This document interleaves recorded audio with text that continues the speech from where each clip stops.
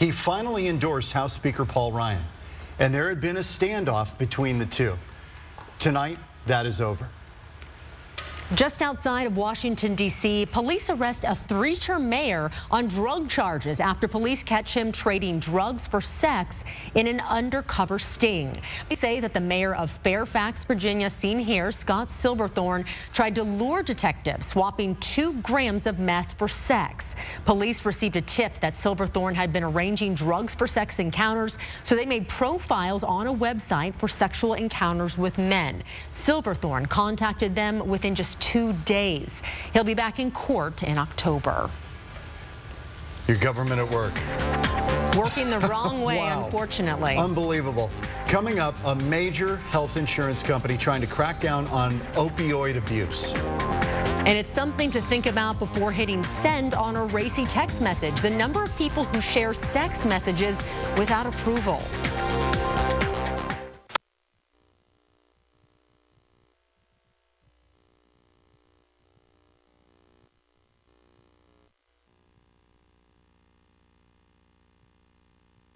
And other amazing deals.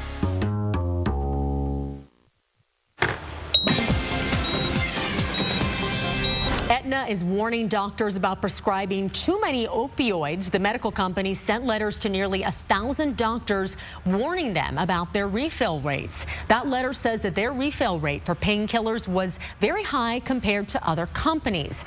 Aetna's chief medical officer says the company shouldn't assess a physician's clinical judgment because there may be other reasons for the refill rate. A new study suggests that if you're sexting, the racy text will probably be shared with others. 23% of people say they share sext messages, knowing that the person who sent them in the first place wanted them kept private. And men are almost twice as likely to do this as women. Shocking. The study found that sexting was more popular among younger people and men. But you guys will do it too. Hey now, passing the blame around. Well, big day on Wall Street. Stocks having their best day almost in a month. The Dow rose nearly 200 points while the Nasdaq gained 55 and the S&P 500 was up 19. Tonight in the Business Watch, employers added more than 250,000 jobs last month, and the numbers for June and May were also revised upward.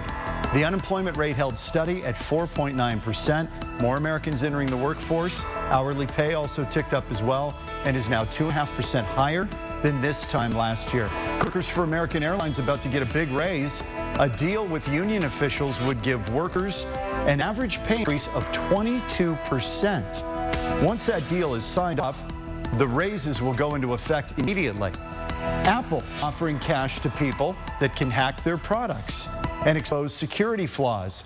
The company will pay up to $200,000 if the hackers come forward and work with Apple to fix the problem. Google and Facebook, they also offer similar rewards.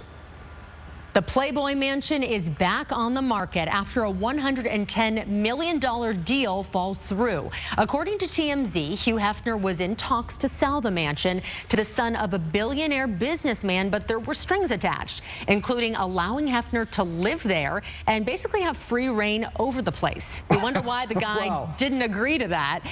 That is unbelievable. So, and then after he expires, you take his embalmed corpse I and guess just leave so. it in the corner. Or put him in a jar This is and incredible. light some candles around it. Well, that deal fell apart, obviously, because the two sides couldn't agree on how you could make that work. The mansion will be back on the market on Monday if you're interested. You're watching Fox 10 Sports with Richard Sines in HD. I looked into that place. The HOA fees were ridiculous. Forget about it. All right, anyway, let's talk sports, huh? Both Carson Palmer and Larry Fitzgerald, some happy campers, but it has nothing to do with Cards Camp. We're talking contracts and, more importantly, contract extensions. Both Fitz and Carson extending their deals in the desert. It's no secret the Arizona Cardinals have a window of opportunity here. This window, this chance to win it all can last, what, a couple years? And that's why the Cards want to make sure